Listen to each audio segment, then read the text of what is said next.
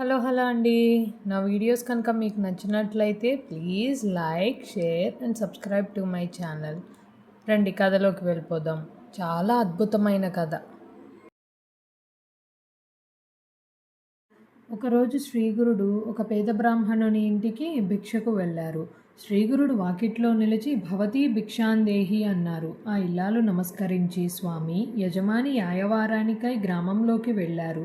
వారొచ్చే సమయమయ్యింది. కోపగించక దయతో కొద్దిసేపు మీరు ఆసనం మీద కూర్చోండి అని పీట వేసింది. శ్రీగురుడు పీటపై కూర్చుని చిరునవ్వుతో, నీ భర్త వచ్చేదాకా ఆగడానికి సమయం లేదు. మాకు భిక్షే ఇవ్వనవసరం లేదు. మీ ముంగిట ఉన్న బర్రె పాలు కొంచెమిచ్చినా చాలు అన్నారు. అప్పుడు ఆమె, స్వామి, ఇది గొడ్డు బర్రె. ఒక్కసారైనా కట్టను లేదు, ఈనను లేదు. ఇప్పుడు ఇదెంతో ముసలిది. పళ్ళు కూడా ఊడిపోతున్నాయి. దీనిని బరువులు మోయడానికి ఉపయోగించుకుంటున్నాము అన్నది. శ్రీగురుడు అదేమీ పట్టించుకోక, ఎందుకీ వట్టి మాటలు, అయినా పాలు పితుకు చూస్తాము అన్నారు. ఆయన స్వయంగా చూస్తే వాస్తవం తెలుస్తుందని తలచి ఆమె పాత్ర తెచ్చి పితకనారంభించింది. ఆశ్చర్యం!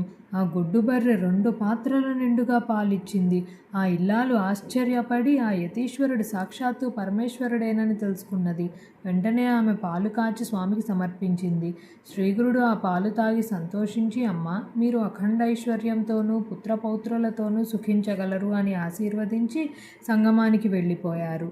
తర్వాత ఆ బ్రాహ్మణుడు ఇంటికి వచ్చి జరిగిన వింత తెలుసుకుని భార్యతో కూడా సంగమానికి వచ్చి స్వామిని పూజించారు. తర్వాత వారికి స్వామి ప్రసాదించిన వరం అక్షరాలా ఫలించింది అన్నారు సిద్ధయోగి.